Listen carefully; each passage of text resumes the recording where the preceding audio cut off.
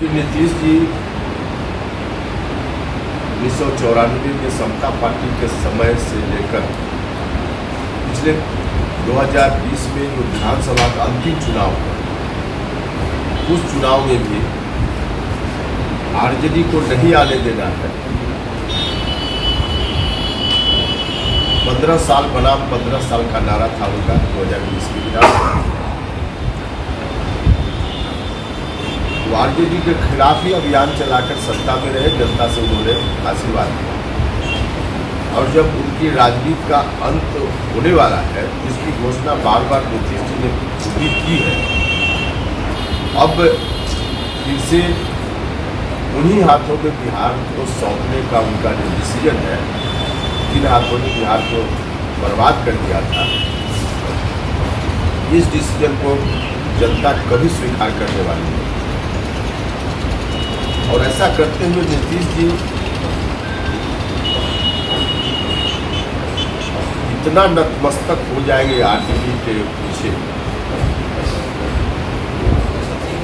लोग भी नहीं सोचते थे, हम लोग भी नहीं सोचते थे। अब जैसे लगातार अपने शासनकाल में नीतीश जी बोलते रहे हैं कि हम भ्रष्टाचार से कोई कंप्रोमाइज नहीं करेंगे, जीरो टॉलरेंस की बात करते थे करप्शन से। और आज उनसे मीडिया के बंधु जब सवाल पूछते हैं,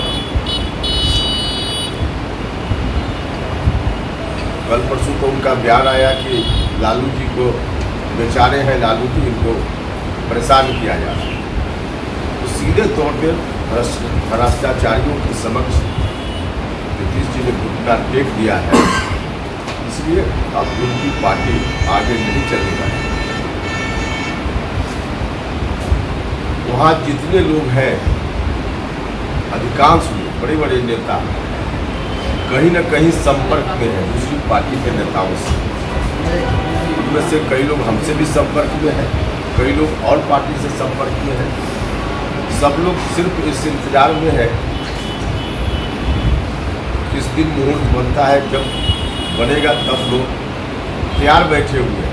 क्योंकि सब लोगों को यह बात समझ में आ गई है कि जनता दल यूनाइटेड अब डूबने वाली नाव, डूबने वाली नाव पर कोई सवारी नहीं करता है। सारे लोग कहीं न कहीं अपना ठिकाना खोज कर रखे हैं। आगे आने वाले दिनों में दिखेगा। अभी तो लोकसभा का चुनाव होना है, बाद में विधानसभा का चुनाव आएगा। लोकसभा चुनाव में क्योंकि नीतीश जी की खुद की राजनीतिक साख बिल्कुल समाप्त हो गई है बिहार में, एक माहौल बनाना चाहते हैं कि माहौल बन जाए ताकि कुछ तो लोगों का सहयोग मिले। और बस माहौल बनाना ही एकमात्र मकसद है उनका। इस मकसद के कारण विपक्षी एकता की कोशिश करते हुए दिखते हैं। बाकी उनको भी मालूम है कि इस एकता का कोई परिणाम नहीं निकलने वाला है। इसी रूप में अब नीतीश कुमार जी एक तरह से कहिए कि उल्टी गिनती शुरू हो गई है उनकी पार्टी की। जनता दल यूनाइटेड जिस मकसद को लेकर चल रहा था, कमोबेश वही मकसद हम लोगों का, वही मिशन हम लोगों का भी है। जब जेडीयू समाप्त होगा, बिहार के लोग हम लोगों के साथ खड़े होंगे और इसलिए हर जगह दिखने भी लगा है कि लोग खड़े हो रहे हैं। इस इलाके के लोगों से भी हम आग्रह करने आए हैं, सब लोग मिलकर हमारा साथ दें, सहयोग करें, ताकि आगे आने वाले दिनों में आरजेडी को तो हम लोग नहीं आने देंगे, इतना सुनिश्चित है। इस काम में लोगों का सहयोग चाहिए। इसलिए सब लोगों से अपील आग्रह है कि बिहार 2005 के पहले वाली स्थिति में न लौटे,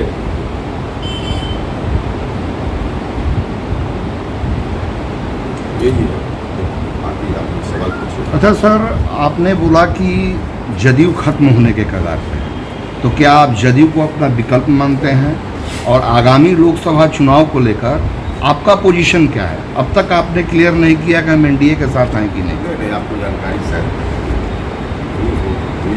मुझे आपको एनडीए में हम लोग हैं, और एनडीए की जो बैठक हुई थी दिल्ली में, उसमें हमारी पार्टी भी शामिल थी।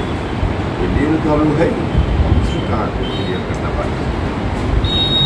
क्या आप मानते हैं कि आप विकल्प बनेंगे जदयू के खत्म होने के बाद? हाँ बिल्कुल, जेडीयू की जो जगह थी धीरे धीरे उस जगह को हम लेंगे, क्योंकि जेडीयू जिस मकसद से काम कर रहा था, आज ज़रूरत है बिहार के लोगों के लिए, इस रूप में हमारी पार्टी आई। अया सर, कल आपने संबोधन में बोला था कि राजनीति साधन होता है और उसका परिणति होता है साध्य। तो आपने साधन को छोड़कर साध्य पाने के लिए हमेशा अपना रास्ता बदलते रहते हैं, तो कहाँ तक आप सफल हो पाएंगे? या क्या राजनीति साधन होती है ऐसा हमने नहीं, हमने कहा कि पद राजनीति में कुछ जगह जो मिलती है, एमएलए बन गया, एमपी बन गया, मंत्री बन गया, उसको अंतिम लक्ष्य कुछ लोग मान लेते हैं। चलिए अब एमएलए बन गए, हमारा काम पूरा हो गया। हमने इस संदर्भ में कहा था कि पॉलिटिक्स में किसी को कोई पद मिल जाए, वो पद साधन है, वो साध्य नहीं है, अंतिम लक्ष्य नहीं है। उस जगह पर जाकर के लोगों के लिए हम क्या कर पाते हैं, यह लक्ष्य होता है। तो उस पद का इस्तेमाल करके लोगों के लिए करना, यह मकसद होता है। इस संदर्भ में अपनी बात करें। सर, कल आपने एक चीज़ और बोला था, कल के संबोधन हमने सुना था कि गरीबों को न्याय नहीं मिला है, असमानता है। लेकिन आज के डेट में सर्वाधिक असमानता अभी ही है, क्योंकि 50% से ज़्यादा का संपत्ति महज 2% लोगों के पास है। इसको आप कैसे देखते हैं, कैसे जस्टिफाई करेंगे? है उसको जो भी सब उसी को हम बोल ही रहे थे, लोगों में है ही इस तरह की स्थिति। हमने ही कहा है, सच है, इसमें क्या नहीं। लोकसभा में आप कितने सीट की बिहार में लड़ेंगे? नहीं, लोकसभा में कितनी सीटों पर लड़ेंगे अभी गठबंधन के अंदर बात नहीं होगी। जब बात होगी, अंतिम रूप से डिसीजन होगा, तब हम बता पाएंगे। सर, क्या लगता है यहाँ पर इंडिया का क्या भविष्य देख रहे हैं आप बिहार में? बिहार में देखिए, इंडिया की बात जिस रूप में लोग कर रहे हैं, देश के अन्य हिस्सों के लिए कोशिश है। बिहार में तो कांग्रेस, आरजेडी, जेडीयू पहले ही से एक साथ हुए। यहाँ तो कोई नई चीज़ की बात है नहीं। वो यहाँ अब सबसे बड़ी चीज़ है कि नीतीश जी जब भी वोट मांगते थे पहले, वो उस पुराना आतंक राज 2005 के पहले वाला आतंक राज, पाखंड राज को याद दिला। ये लो, मुंह मीठा करो। आज मैंने अपना जॉब छोड़ दिया, अब हम पूर्णिया वापस जाएंगे। जॉब छोड़ दिया है? मतलब ये घर कैसे चलेगा? हम करेंगे क्या? और माँ बाबूजी क्या बोलेंगे? इसलिए मैं एक और मिठाई का डब्बा लाया। अपने बिजनेस के लिए लोन अप्रूव हो गया। अरे लोन अप्रूव हो गया वो तो ठीक है, लेकिन पूर्णिया में हम रहेंगे कहाँ? अपना घर भी तो नहीं है वहाँ। इसलिए तो एक और मिठाई का डब्बा अलग से लाया हूं। हमने पूर्णिया में घर ले लिया है, पूर्णिया के ई होम्स पैनोरमा में। पूर्णिया में पैनोरमा ग्रुप लेकर आए हैं ई होम्स पैनोरमा। बड़ा घर, आलीशान जिंदगी और अत्याधुनिक सुविधाओं के संग। अरे अब क्यों मुंह मीठा करवा रही हो? क्योंकि हम घर वापसी जो कर रहे हैं। घर वापसी की खुशी पूर्णिया में ई होम्स पैनोरमा के संग।